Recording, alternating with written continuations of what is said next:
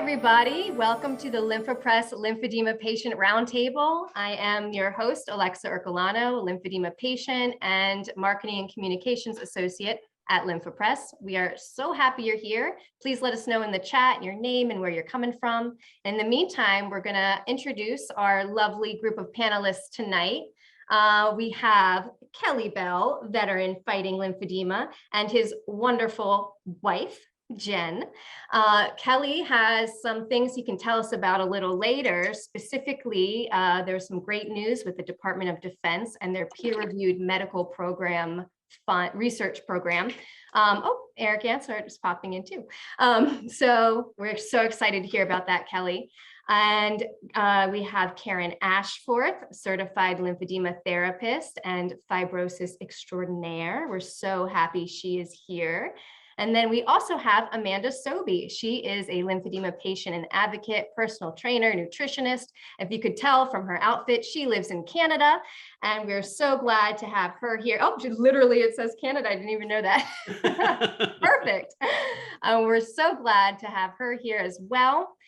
We'd love for you all to pop any questions in the chat that you might have or in the question and answer box, and we'll try and get to as many as we can.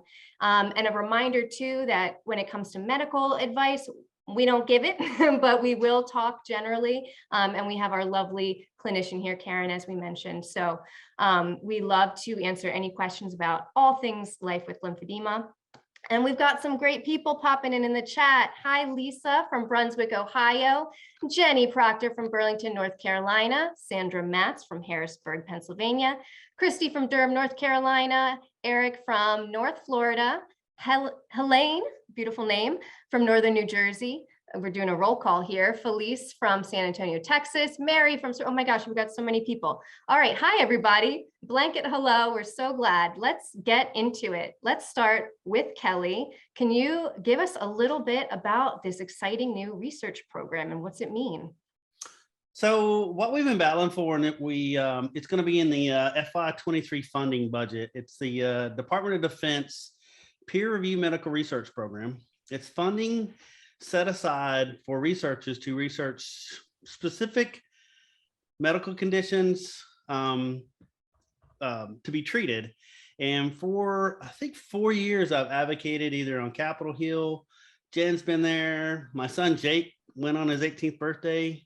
My daughter was on one of our Zoom meetings this last fall, and then we got notified that what happens is there's a list of diseases that get added because someone considers that they affect veterans. And since we are disproportionately affected by cancers and stuff, and so we should be disproportionately affected by lymphedema and lymphatic diseases, we learned, and like Kathy Bates and Bill, and we finally got those diseases added for the FY23 funds. And so that'll give researchers access to over $370 million, which was last year's funding. Hopefully it'll be a little more to compete for now that they didn't have access to in the past. That is massive. And a lot of that is thanks to your advocacy work, Kelly. I mean, you've really put your boots on the ground down there and meeting with people and making the case, which is amazing. I was wondering if you could tell us, for people who might be interested in getting involved in advocacy and not quite sure where or how to start, do you have any tips for that? I mean, people ask me this, and we have organizations that do this, like top of the line learn. That's their goal. That's their thing. And they're, join the Lymphatic Education Research Network in your state. If you don't have one, join wherever you can, and then participate in any of the events and writing your congressmen, your senators. If you live here in the United States, I've learned that a lot of people out of the country don't understand that concept because they don't do that. And so believe it or not, that's where a lot of the research funding comes, even worldwide, because a lot of the funding comes out of NIH.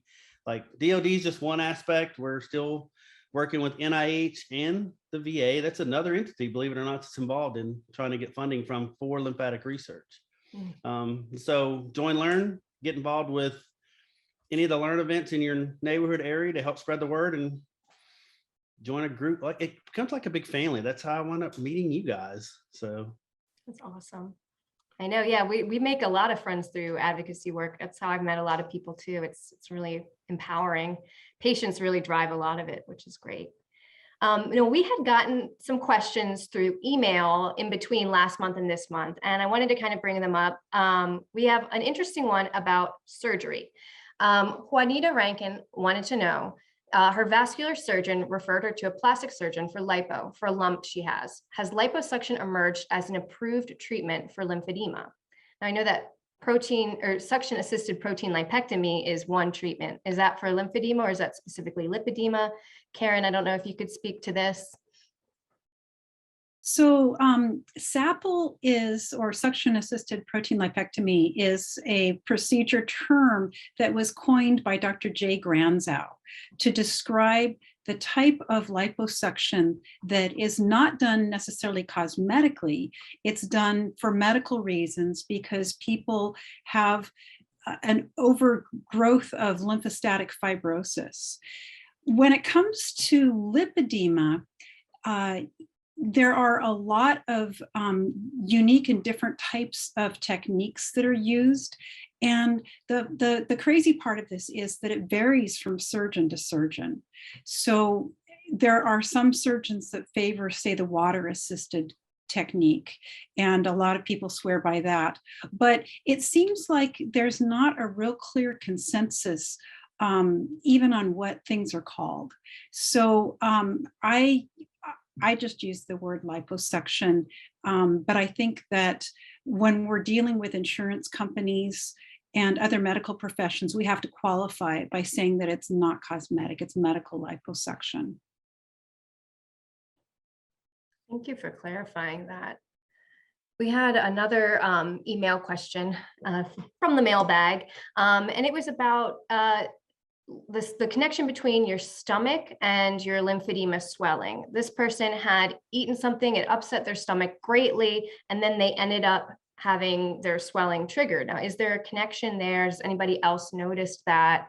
I know there's gut lymphatics. Kelly, you are our trusted guy. I mean, that's you. If I eat anything because of the damage to my thoracic duct and my, like a lot of my lymph nodes in that area, I swell immediately. Doesn't matter what I eat. Some things are more apt to do that. Believe it or not, higher fat foods can do that. So yeah, I swell, and that's, you have a lot of lymphatics. It's called in your mesenterics that surround your gut. It actually, those mesenterics not only like carry fats, but they carry a good portion of your vitamin A, D, E, and K through to your body. So if you have an issue, yeah. So I'm always, you can ask her, juggling foods to figure out what's going to work. This is my wife, by the way. If anybody has spousal support questions, how she keeps me in line. Is that possible, Kelly? Actually, she can. She's the only person I know that can reel me in. Oh. So I'd love to just jump in and say that, like Kelly said, the majority of the lymph nodes in the body are located in the gut, and that it's estimated at this point that at least 30% of the population has sensitivity to wheat, dairy, or both. And everybody has a unique digestive signature. We've got our own microbiome in our gut, and we each have individual things that our gut likes and doesn't like, and some people more or less than others. And so when there's inflammation in the gut, the lymph system is key in terms of dealing with that. And if the gut lymph system gets overloaded, it can make the rest of the body just very difficult to decongest. So when I talk to my patients, I talk a lot about diet. I talk a lot about power foods and foods that create inflammation, and how, you know, it is not universal, that you know, there are some things that are very common, but for instance, I'm allergic to lettuce. I mean, lettuce, for goodness sake. So but bottom line, with the gut, if mom ain't happy, nobody's happy. Yeah. I'd like to jump in as well too, since we're on food, and to talk on what both Kellen and Carrie have also highlighted on. I think with seeing and being with this condition for decades now, oh geez, that's a long time. Everyone's really desperate to want to make a change, and I think lifestyle changes need to be slow and they need to be consistent. I find a lot of people will go into a lifestyle change, and because we're on food, they'll start something for a month and it'll be extreme and it'll be drastic. And so they'll make it to that end of the month. And then all that hard work that they've done either was out of starvation or restriction. It made them hangry, and it almost sets you up for failure. I do think people should talk for professional guidance. I think a lot of people go in and follow someone else's plan because they had success, or they say, hey, I'm doing this for nutrition and it worked for them, so it has to work for me. But nutrition is not a one size fits all. It should be educated. It should come from a thoughtful resource. So if anybody is struggling with their food, again, get guidance with people who have education in the lymphatic illnesses. It will make a huge difference on that path that you take, and it'll protect your mental sanity. It's going to protect your gut biome, and it's going to just give you an overall better sense of security when you are looking for nutrition. That's great advice. And with the thread of talking to a professional, that's a good segue into a question we just got in the question and answer box. This person wants to know, what doctor does one see for a correct diagnosis and continued care? And that's a very common and great question. Who would like to jump in? Wow. Good luck with that. Yeah, I mean, this is honest and the truth. And this is, I'm going to go all the way back to advocacy on this one, because this just happened in my neighborhood. Everybody knows my neighbor. She's 70. I noticed she was carrying, like, she looked like classic lymphedema. Very active 70-year-old, very concerned about her weight, very health conscious. And so I went up to her and she was talking about her weight. And I finally said, there's a good chance you had lymphedema or lymphedema. I was like, you might want to talk to your doctor about that. She goes, oh, good. So she researched it, went to her doctor 2 weeks later. The doctor looked at it and said, yeah, you could have it, but there's no treatment for it, so don't worry about it. Now, this is crazy. So the doctor's 3 miles away. So she comes home, she tells me that, and I'm like, there's a therapist 3 miles away that actually treats that. So she goes back, gets the referral, talks to the therapist. I get this email, thank you for helping me, thank me this. And I'm like sitting there telling, like, this is the problem. And this is where advocacy comes into play, is like, we have this, we have to get the word out. We have to help each other. We have to help other people. And that's where advocacy comes in, like Joining Learn. That's their goal, is to educate doctors, to educate the world. Because unfortunately, it took me years with serious lymphatic issues, tons of imaging, ultrasounds, CTs, even getting a lymphoscintigraphy and getting that diagnosis didn't help me get treatment. So I can tell you, that's why for me, it's like, everybody needs to come out of that box and say, I'm ready, let's get on board.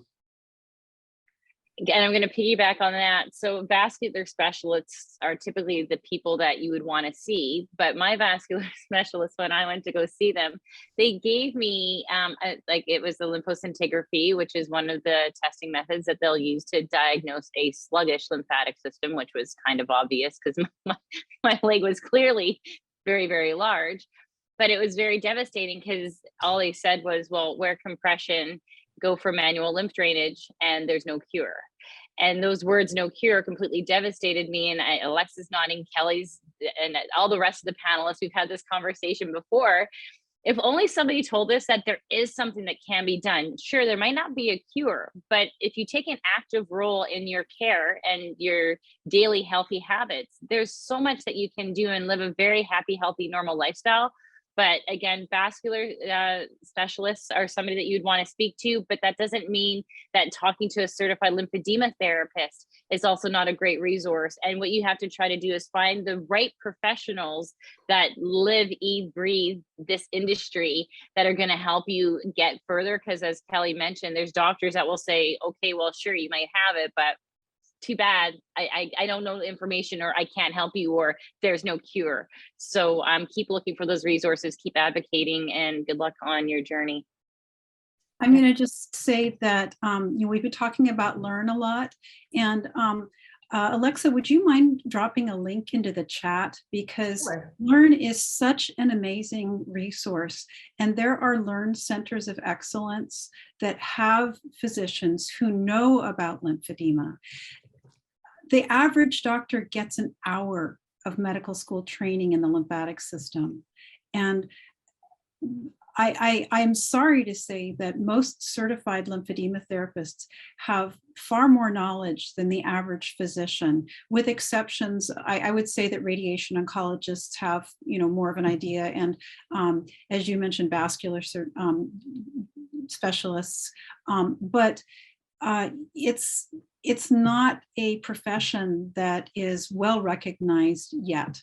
And so Learn is a really, really great resource for finding help if you're looking for a physician diagnosis. If you're looking for a therapist, beyond the Learn Centers of Excellence, there's also the Lymphedema Association of North America, which is called LANA. Yeah. And that's where you can find a directory of board certified lymphedema therapists, not only ones who have gone through the training, but have been in practice for over a year and have passed a rigorous board exam. So there's resources out there, but it takes a little searching. And sometimes it might take a little traveling just to get a diagnosis. I've had patients travel from all over the United States just because they weren't able to get care in their area. And that is very, very sad. And one of the things that I try to do when I get emails and queries from people is to see if we can find something close by. But if not, you might have to travel. Yeah. Yeah. And Michelle in the chat just further emphasized the sad state of a lot of this too, because she said that she went to a top vascular surgeon and was told that he gets 5 referrals a month from doctors. And he said he tells them the same thing he told her: you are fat and need to eat less and exercise more. So sad. And it is sad. It's incredibly sad. She saw me. I mean, believe it or not, I'm still a big guy, but I was bigger. And she saw that. She saw me eating, like I would eat half what she ate and would still gain weight. I mean, and she watched this, and it's not fun for your spouse. And that's why I open the door to this, like, because she's for your spouse to watch you struggle and battle with this, and like continually to go to doctors and just have them tell you that same statement. And you're like, and then they'll like tell you, well, you need to exercise more. I'm like, and the energy comes from where? Right. I'm eating 1,200 calorie diet of vegan, and it's killing me. And so, we got a long way to go. That was one hurdle with the DOD. We still got other hurdles. Like I've talked to the people from NIH. I've talked to the directors. No one has owned lymphatics. No one, like no vascular community, the vascular community, the cardiovascular community, because it touches everything. When I saw the director of the researchers at the VA, she said, the lymphatic system touches everything. We don't know where to put it, so we just kind of don't deal with it. That was a quote in 2019. And so that's not like, that's the attitude about it. Like, because they don't really think they're learning how important it is, but that's where we come in and we kind of say, hey. Yeah, and that thread of patients having to advocate for themselves, that continues even after you get a diagnosis. With your daily treatment, it is daily management. It is up to us as the patients to manage our swelling and to take care of it. And that can be a difficult thing to accept, especially after you're initially diagnosed, because it's kind of like, I remember feeling it at 14 when I got my official diagnosis. It was like a life sentence. I thought, oh, great. Now I'm going to have this the rest of my life, and I'm going to get, this incredible disability now or something. And I didn't understand that it was up to me and in my control to manage the symptoms. So Kelly, you had touched on Jen being such a massive support to you. And that kind of ties into a question that we got in the box here from Albert Layla. They said, I'm a support person for a friend supporting any way I can. Can you give better insights and how to support? So Jen, if you could talk about what you've done, and then maybe the fellow patients on the panel can talk about what's been helpful as recipients of that support. Pass the mic. Part of it is listening to the person and where they're at and being with them in where they're at in that moment. And it's not trying to lift them out of it, but it's also trying to find resiliency. And so we had a lot of no's. We had a lot of, we're over 56 doctors now, and, a lot of opportunity to say, this is never going to be figured out and his situation will get worse. And it's one of those things that sometimes you have to let them vent and you have to let them process where they're at, and just ask them to keep hope that it's okay if today is a rough day. It's okay if it's a rough week.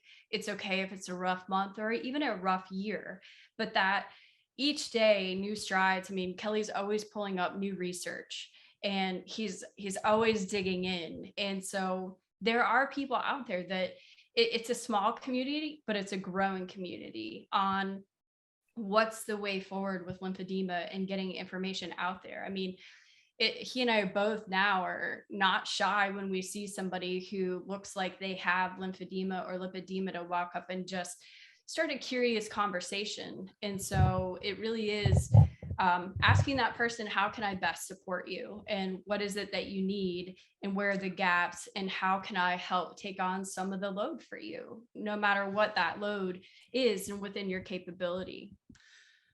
Yeah, I can tell you, I've been diagnosed since 2010. We got trained by our MOD. Notice I said we got trained by our MOD therapist. And today, with all the pumps and everything I have, if I'm having a really bad day, the best, I mean, and it twofold here. She'll come to me because, do you need me to push on you? I mean, that she is way more effective than anything I got, just like your therapist is.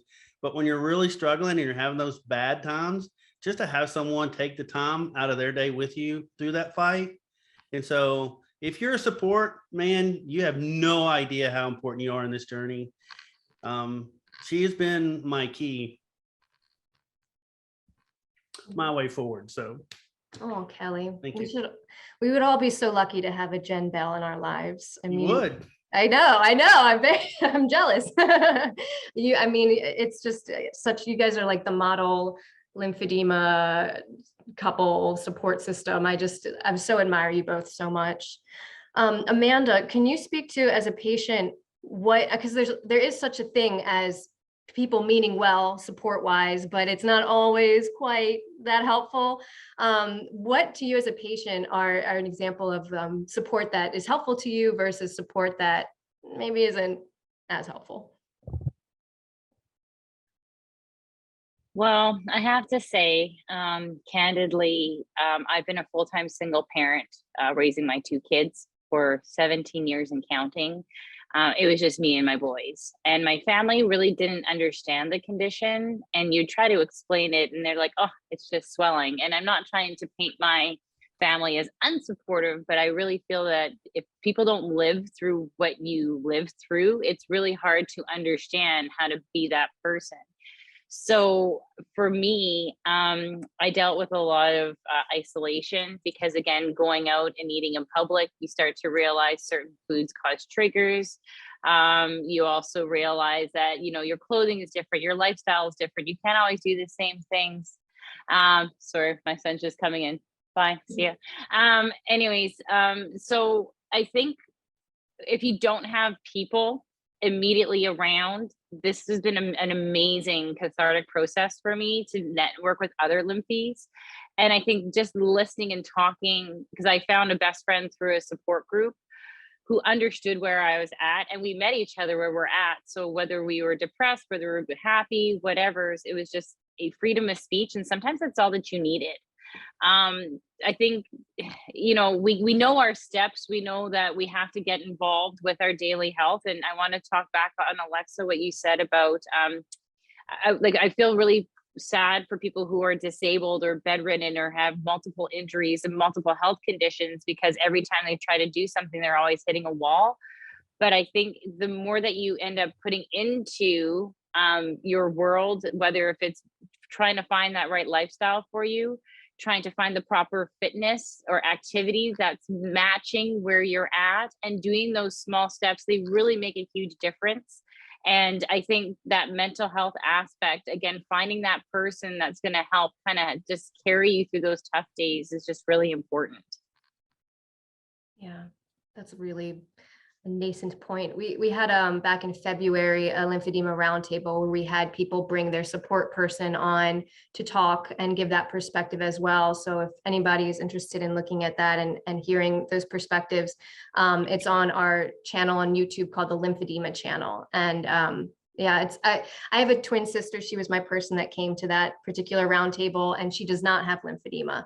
And she is so in tune with me on everything. And I think it frustrates both of us that she can't quite always understand that aspect of my life. But it is important to ask for help and support when you need it from those around you. And Robert Schneier in the chat just said this wonderful analogy that I love, especially as someone with lower extremity lymphedema. He said, we all wear different shoe sizes, so it's hard for family and friends to put themselves in our shoes to experience our lymphedema. And that is so accurate. And I couldn't say it better ourselves, Robert. That's a really good way to put it. Go ahead, Amanda. Someone had a question about support groups, and I think we all agreed that Instagram has been a huge resource, because you can type in hashtag lymphedema and just find all of these people. Even on Facebook, you can type in lymphedema as well too. But I also think that you got to find your tribe. You have to find the people that resonate with you. Not everybody's going to be at that same place at that same time. If you're having a really miserable day and you just need to vent, some support groups may or may not be supportive of that approach. There's going to be other people. I know for myself, because I'm like the fitness guru over here, I know I turn off a lot of people. I might not be your person, and that's okay too. So again, when you're looking for people, I just think it's really important to get that spectrum and just reach out, even though it is, you know, a frustrating and sad and just really, really hard at times. I think social media really has changed my outlook on lymphedema. And now my closest friends are just like the rest of us, which is really, really cool. That's such an excellent point. I mean, social media has changed the face of the lymphedema community, and it's opened up doors to, it's global. We have friends in all different countries, you know, that we can talk to now that we didn't know existed before. So I love that. I encourage everyone to search that hashtag and to continue coming to the roundtables too, because whether you participate in chat or you're just watching while you're cooking dinner or whatever it may be, you know, just knowing and hearing people talking about this shared experience can be really helpful. So we've got a lot of questions coming through chat as we've been talking. So we had someone ask, this is Ronald Richardson, at what point do you stop using your Lymphopress when the swelling is reduced and the fibrosis is bad? I'm currently waiting on my compression garments. Karen, I'm calling on you for this one, please. Well, gosh, Ronald, I wish that I could just kind of get out my crystal ball and tell you. I think it's an individual thing. Some people never stop using their Lymphopress. Some people really find that it helps them just have a better day. And I have patients. First off, let me tell you, my goal with every single one of my patients is to help them put their lymphedema in remission. That's what I really want for everyone. And I do have patients that use their Lymphopress once a week or once a month, but it's very, very helpful to have, especially if you come back from an airplane flight and you're feeling really inflated, or you've got a heat wave, or something is going on where you need a little extra. But it's just such an individual thing. A lot of people look forward to using it every day because it's kind of like the me time where you can watch a show or meditate or nap or speak with a friend. So I wish I could give you a definitive answer. And I think you'll know when you know. I think that it's really about you reaching your goals. And if your goal is to put your lymphedema in remission, using the Lymphopress every day might help you meet that goal and maintain that goal. Yeah, we hear a lot from patients, and myself included as a patient with lymphedema who uses a Lymphopress. It very much is me time. It's time where you can just sort of be by yourself. And, you know, I like to journal or do things. And actually I wanted to share, I do tracking sometimes. So I measure my leg at the beginning and end of the month, and I track all my treatment things and using my pump and all of that. And it's helpful to kind of track not just compliance, but also what's helping you, what's not, when you've needed to kind of up some of your treatment things, and when you can kind of relax. Well, you shouldn't relax on it completely, but you know, life happens. But That was a wonderful answer, Karen. I do wish we had a crystal ball for a lot of things. And if anyone's interested in learning about LymphaPress some more or want to get one, feel free to email us at marketing@lymphapress.com. We'd love to get you whatever information you need. Now we got another question too, and Karen, I'm going to put you on the spot again for this one, but this person called Papa in the question and answer box. Hi, Papa. They would like to know, what does wrapping around the legs do exactly, aside from like lessen the appearance of swelling?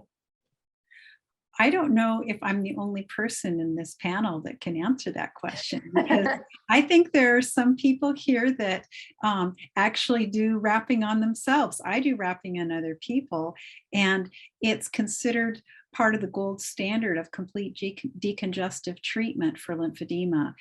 What wrapping does is it creates almost like a cast around the body and is part of the reduction phase. And some people use it, especially at nighttime, as part of the maintenance phase. I think that it really depends on the individual again, when and how much you wrap.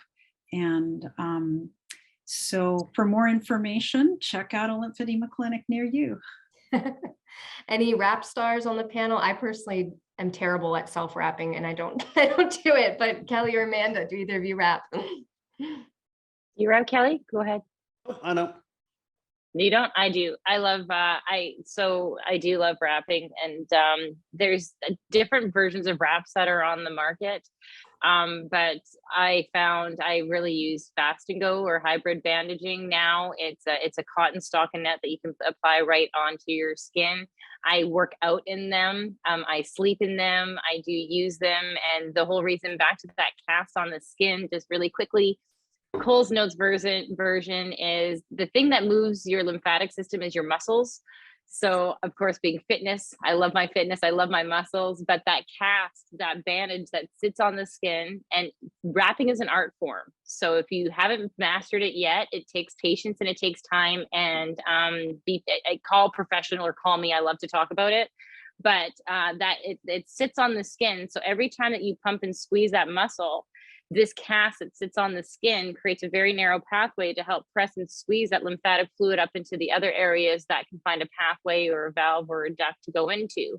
So again, it's part of the decongestant process. I use it as daily maintenance as well too, but it's just super beneficial, and I do love to wrap. And I just find when I travel, it's easier to pack than a pump. So it's just really good care for me. If you have questions, send me a message. I like talking about this stuff. So there you go. We've got another wrap star in the chat. Blanche Pepitone says she's been a wrap star since 1992. I love that. Yeah, love it. Yeah. Well, someone asked another question too about taping, and if that helps. I know kinesio taping is a really popular treatment tool. Any tape stars, tape decks, I guess. I don't know. Trying to get an analogy going. I'll just say I tried it. It wasn't for me. I think because my stage at the time that I tried it was so aggressive. I was stage 3, stage 4, and trying to use it. It wasn't an effective resource for me, but I've heard lots of other people have used K-tape and have had quite the success. So it's worth a try. And again, it's like nutrition. It doesn't work for everybody, but it might be worth your chances to try it out and seek out professional advice.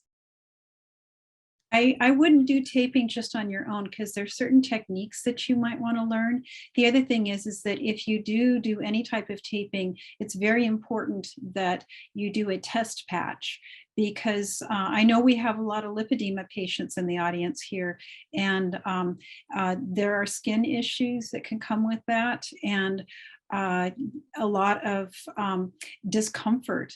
I know personally, I can tolerate taping for less than 24 hours. And so you need to know how to be able to pull it off so it doesn't pull your skin off. And the pro tip for that is that you use any kind of oil, baby oil, olive oil, anything to wet the tape and soak it really good. But hopefully if you're just doing a test patch, it won't be very big, because you can really flay yourself raw, excuse me, raw with removing that tape if you don't do it right. Also, you want to be careful about how much you're pulling the tape, because it is stretchy. And there's certain ways of laying the tape down so that it can work better and lift the skin. It's great for fibrosis. It's wonderful for helping decongest. And it's a godsend to people who live in warm areas that don't like to wear heavy compression garments. And it's also great for places that are hard to compress. So taping has a lot of advantages and a lot of caveats. Thank you for bringing up those caveats and the disclaimers, because that is very important to let everybody know. We have Fenton Groff in the audience tonight. And Fenton, we're so glad you're here. And they said in the chat that they have been denied by 2 top plastic surgeons about SAPL surgery, which is the liposuction we were talking about. I was so excited for a possible way to reduce my bulk problem. I'm a very active 55-year-old who has tried to lose excess weight. I traveled to Austria for three weeks of MLD and was somewhat successful, but with no advanced center like Wittlinger's Therapy Center in Austria, I struggled to stay compliant. And no SAPL doctor wants to touch me. I am relatively healthy, but very soon I will have to live less active and stop working full-time in my field. Ironically, I'm a full-time radiographer and an overcomer. I am losing enthusiasm and a significant change for my condition. I was diagnosed in 1976 at CHOP with Milroy disease. Losing weight is always a good thing, but not a cure for primary lymphedema. Now, Monday was National Day of Encouragement. Fenton, I think you can use some encouragement. I think everybody here always can use some encouragement. So if anybody in the chat or on the panel has any encouragement to share with Fenton and everybody else here, would love to hear it. I know I could use some too. So what do you tell yourself when you're having these kinds of thoughts in these days? Can I speak to the denying of the surgery? Sure. And then Kelly up next. And I'm sure, oh, sorry, Kelly, were you going first? I was responding in the chat, so I wasn't paying attention to what was going on. No, for me, like first, Fenton, I actually follow you on Facebook, or you follow me. Somehow we linked up. So I trust me, I watch everyone's journey. And so I watched you through your journey there. Sometimes it's good to have a tribe. I think I know where you're at. But I will tell you, and so there's an opportunity if you ever like, I'm going to be at there's going to be a Learn Walk in Philly, the Philadelphia Zoo, October 9th, and I'm going to be there. I'm also going to be in Newport, Rhode Island on the 1st. That's a little further away, but I'll just give you the opportunity if you want to meet and talk in person. Because sometimes like it's okay to get down about it. And then like I tell people, just keep moving forward, I guess. I mean, like don't allow yourself to get too down to where you get stuck. And that's where having your tribe helps. And so I'm just trying to help you build a tribe. So find a tribe. Let's start building tribes. Cool. I love Karen's piggybacking on top of my answer as well, Fenton, but I would always say, don't give up, keep researching. Not everyone is a perfect candidate for surgery. And also, even if you were able to get that surgery done, it might not be the best surgery for you and your situation. Again, it's a matter of talking to multiple medical professionals and getting a good insight and educated about these surgeries. I think, especially as we get older, I'm 41 and I'm always getting concerned of like, oh my goodness, if my hands get arthritis, how am I going to don on my socks? And if I have an active lifestyle, what's going to happen when, things start to slow down and I retire? Keep in mind, there's still so much that you can do to decrease that fluid. There's so much that you can do. And if you think that you're doing everything, a word of advice for everybody out there, don't ever stop learning. There's always something you can learn. There's always something. Kelly's like, yeah, I know. Don't just think that you know everything in a sense. Keep on searching, keep networking, keep finding professionals that are in this field. I love showing people how you can continue to move fluid through just good nutrition and fitness. And even though that you are a fitness buff, maybe there's another fitness buff out there that has a secret tip that you might benefit from. So again, different surgeons, different opinions, keep searching, keep that head up, and find your tribe and just keep going and just never stop trying to learn and learn those tips that could essentially make a really big difference with the decisions that you're making going forward. And LGL455DL said in the chat that they do self-talk and they tell themselves each day is different and they learn new things every day. And I love that. I live alone. I'm constantly talking to myself. I like to say I'm just talking to my cat, but it's really to me. Self-talk is a really great tool. It's like a cognitive behavioral therapy thing too, of just kind of reminding yourself and grounding yourself where you're at and reminding yourself what's real, because feelings aren't facts. And that's a tough thing to remember sometimes, but yeah, it's really tough to remember that. But reminding yourself what objectively is true and what's happening can kind of help. And even if it feels silly to talk out loud, LG said they talk to the spiders in their apartment. I got some of those. Do they answer back? Yeah, right. Then that's a problem. But no, it's really great, and leaning on your support system, like everyone said, and like Kelly has Jen, and it's just pooling all of your resources and your treatment resources too. Using your compression garment, using your compression pump, those things don't help you unless you use them. So even on the days where you really don't feel like it and you really got to talk yourself into doing it, do it. Ain't nothing to it but to do it, and you got to give yourself tough love sometimes. So use your therapist too. I mean, this may sound crazy, but challenge them. Right? Like, Karen, do you not like being challenged? I mean, I shouldn't say that, but I love challenging my therapist. Like, okay, I've got this issue. Like, this is what I know. And so I like using their expertise because she's trained in this. I'm not. I live it, but she sees so many other patients. I'm focused on me. She's focused on, I don't know how many patients, 500 maybe, I don't know. But she's got that much more experience than I do of dealing with different patients. So use your therapist. Don't go in there and say, okay, wrap me, pump me, we'll go. That's not what they're there for. Mm-hmm. It's just like if you go for mental therapy or like a therapist for they're not just there to listen to you. Hopefully, if you got a good therapist, they're going to give you a plan to move forward. Exactly. How to manage it. And that's the same way CLTs. I also think too, and I don't mean to encroach, but I think, one therapist is good, but having maybe a couple of them because they come from different trainings and backgrounds. I always thought that, one person would do the job. But now I'm realizing the more that you open up and you share and you talk and you learn, again, I think really when I came into the lymphatic community, I had a bee in my bonnet. I so did. Everyone knew that I did. And I did. I was so hell-bent on trying to do this journey alone. And now that I'm softening up and realizing no one's out to hurt me. And I'm taking that chance to, again, even being a panelist on the roundtable, just sitting here and listening to these stories and networking with multiple therapists, multiple doctors, multiple patients. I am always filled with so much appreciation after every time I do this roundtable because I'm always learning, and it makes me understand that I can't just rely on one person to fix me. So again, the weight of your problems literally are carried on the backs of others. So again, Fenton, reach out to people. Don't stop searching for your answers. Don't stop learning and trying to see that you have an optimistic, the glass is still half full. You just haven't found that right glass yet. So keep on drinking your water. Right. That's great. That's great. Right. And Helene just said something really lovely in chat too. She said, I'm in a lot of pain, but I always say, thank you, this is the specific body part, for supporting me. And I love that. I'm a big fan of reframing things into positives or nervousness into excitement or whatever it may be. I think that's such a beautiful way of looking at it, Helene, way of approaching it. Lots of great suggestions in the chat, listening to music, journaling, all of this is lovely. Now we have a question from Tom Nabeck.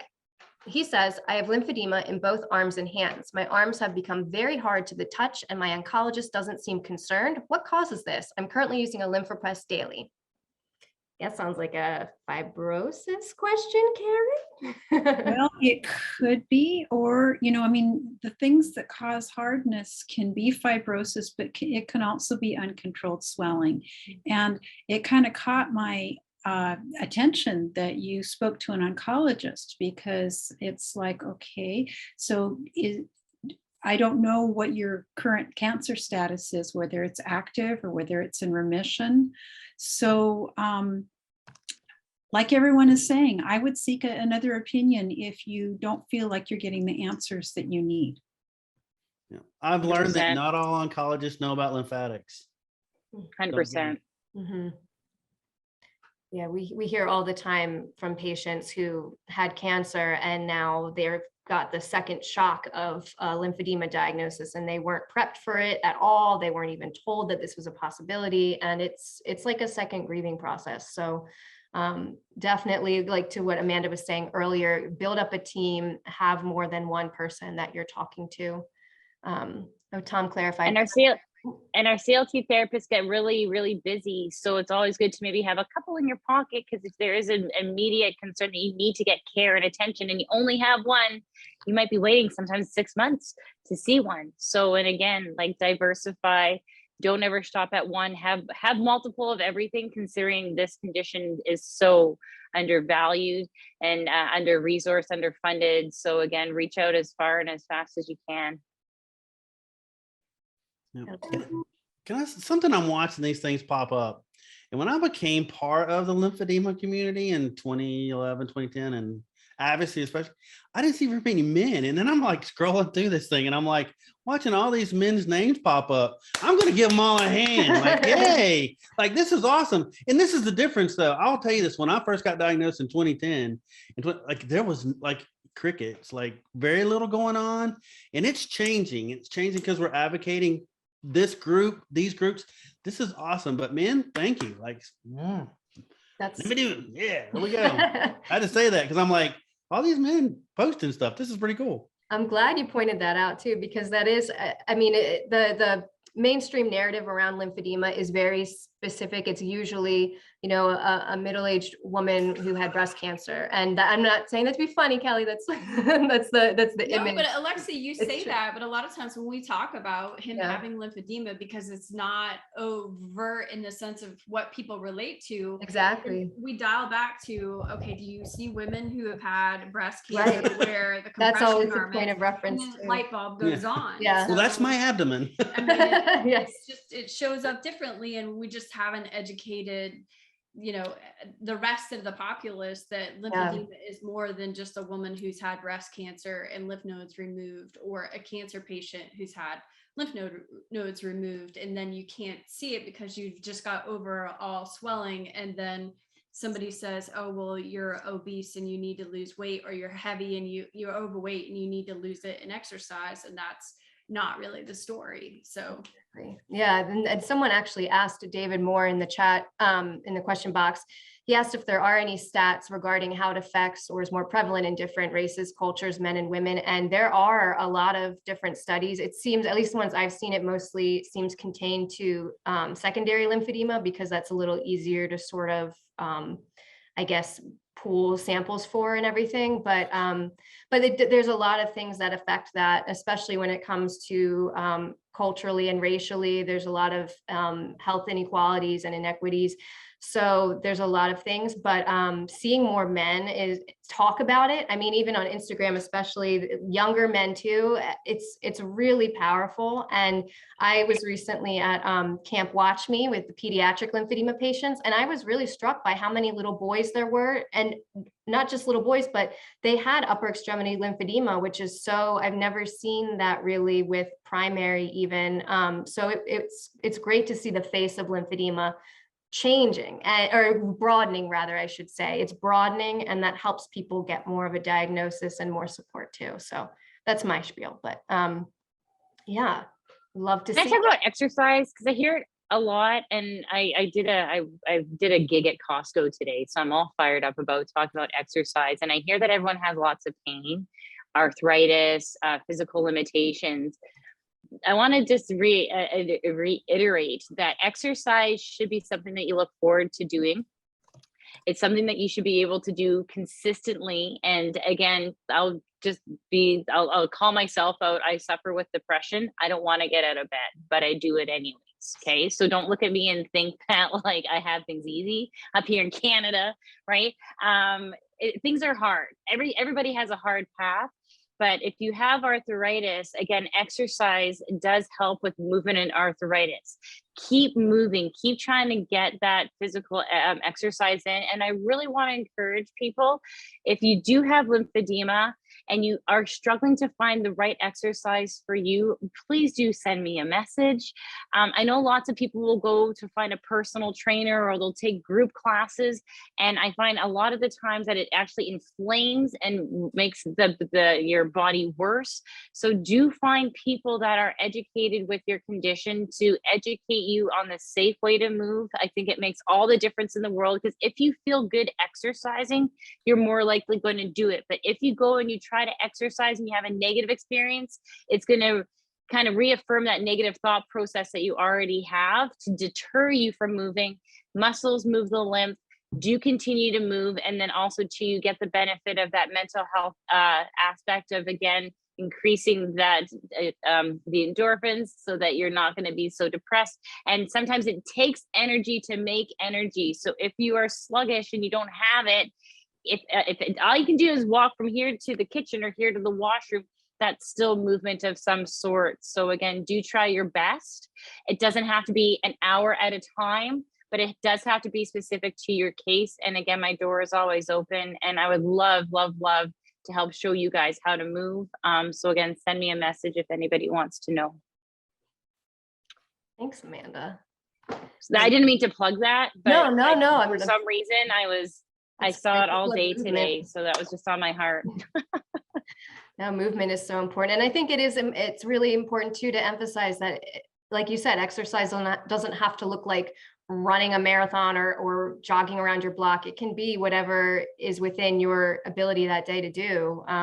For me, I work remotely. I got a standing desk for the top of my desk so I can at least stand, and I'll put music on and kind of dance while I'm doing my work, or kind of, walk in place or anything to kind of get it moving. So whatever you're capable in the moment to do, you should definitely do it. Oh, did I hear Kelly, were you about to say something? I was just going to say you should always move. Yes. The body, the lymphatic system in the body was designed to move all of its lymph by walking. So at least start there. And understand you. And that way, if it's got an issue, it won't be that impactful. But you should always move. Always. Well, and even more basic than walking is breathing, because there's so many studies that show how the diaphragmatic breathing moves the lymph throughout the whole body and how essential that is. So just take a check in, put your hand on your tummy. Is it moving in and out? How slow or fast are you breathing? And if you can focus on slow the breathing down, starting with the exhale and slowing the inhale down, so that you are really using those diaphragmatic muscles. Because we talked about the gut a lot earlier, and the diaphragm basically massages all the lymphatics in the gut. And that helps with the whole body, but especially the torso and the legs. So when you're walking, think about your breathing too. We have a great webinar on our YouTube channel. Lymphopress USA is the channel. I'll put a link in the chat, but it's all about mindfulness and breathing. And it was with Kathleen Lisson, who's a certified lymphedema therapist, and it's really helpful. And I want to stress too, if you want any good lymphatic knowledge or more of this good stuff that we have here as we're coming down to the final minutes, we have lymphedema YouTube channels, we have the Lymphopress YouTube channel, we have the Lipedema YouTube channel, and we also have a podcast. If you just search Lymphopress on Spotify or wherever, it's audio versions of our roundtables and our patient interviews. So if you want to just multitask, maybe while you're pumping, you can listen to one, and it's really great, helpful stuff. So please avail yourself to that. I just put it in the chat for those interested. So we're coming down to the final moments here, the final minutes. So as we're wrapping up, I know we had a lot of questions. We never seem to get to all of the questions because you all have so many great ones. Let's go back to the encouragement, and let's have everyone end with a piece of encouragement. I know we kind of touched on this already, but what's something that really helps to kind of light you to keep moving on those hard days, just in a few sentences? So I'm actually scanning the chat, And I want to share what Sue D posted because it sums up exactly what we've been talking about and exactly what's in my heart, which is the medical field is always growing and changing. So new cures and techniques are always on the horizon. Don't lose hope. Keep searching and looking for new options. It's out there. Meanwhile, we're all here for you. So thank you for saying that, Sue, because that just echoes everything that I believe. That's You're beautiful. part of the tribe now. One of us. Seriously, One that- of us. I love that, Sue. Thank you for sharing that. And thank you, Karen, for bringing that to our attention. That was lovely. Can I share one quick thing about the Boston Lymphatic Symposium, October 1st Please. in Yes. Newport, Rhode Island? There's the Boston Lymphatic Symposium in Newport, Rhode Island, October 1st.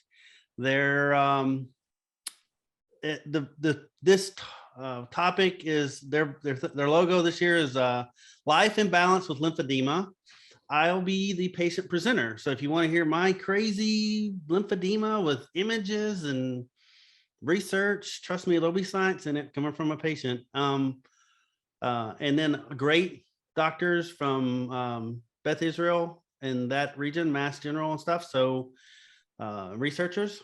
And so that's how you become even more part of a tribe. That's how you become an advocate. And that's how you get access to all these different like therapists and researchers and doctors all at one time. So you can say, so this come out. Well, it looks like Fenton and Albert are going to be there. I'm going to be there too. So Oh, yeah. you didn't know I'm going to be there? Huh? I didn't. Oh, well, surprise. I'm going to be there. No clue. Front row watching your speech.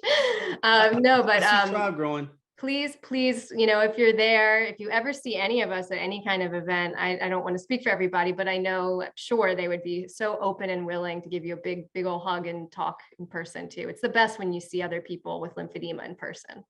It's really awesome. So, well, Amanda, what encouragement do you have? I got to stick with the classic, whether you think you can, whether you think you can't, you're right. Good old Henry Ford. It's a mind game, and thoughts can be dark, but again, it takes willpower. It takes that ability to just kind of change those thoughts. And again, I think we're all sitting here. I think all of us have had hard times. I know that we share this through that thread of that human bond and that connection. No one's had it easy, but I think like Kelly is a huge testament. Alexa's amazing. I hope to offer you guys inspiration as being a patient for over 2 decades. It is hard, but it can be done. So there you go. Lovely. That's all I got. That's all she wrote. How about you, Jen? I would say resiliency and curiosity. And it's getting curious about how your body is every day and being curious about how the world changes every day. Because what I see happening in the lymphedema world today was really like it was just in the dark 10 years ago and when we were struggling with this. And it's just amazing what is rolling in from research these days. So just be curious about the changes that are happening in the lymphedema community and in your body and in your tribe. And have the resiliency to say today was not a great day, but tomorrow is a new day and I get to try again. And I'm hopeful that tomorrow is better. It's awesome. Robert said something similar. He said, I do well with saying it can be much worse, but it is still manageable. And Robin said, my mantra lately, as I learn to manage my new lymphedema, one day at a time. That is always a good fallback, good mantra. And Sue says, my favorite thing to do is to flip it, take a negative thought and change it to a positive, give myself some self-love rather than that negative rhetoric. I love that too. Sometimes I used to keep a little picture of myself as a little kid in my wallet. And when I would have like negative thoughts to myself, I'd look at that and be like, would I say that to this child?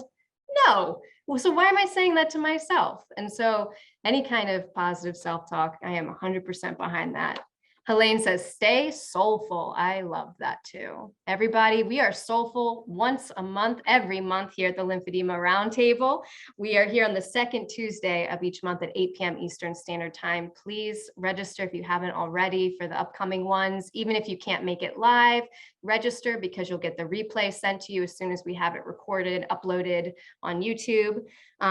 We just love all of you guys, and we're so glad that you're here. Lourdes, I'm so glad you're here. She says, a rough time these days, but better days ahead. There are always going to be better days ahead, Lourdes, and we're here for you.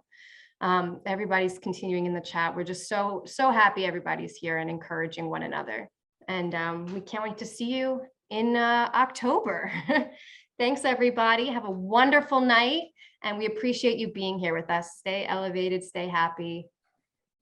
Bye, everybody. Bye-bye. See you guys then.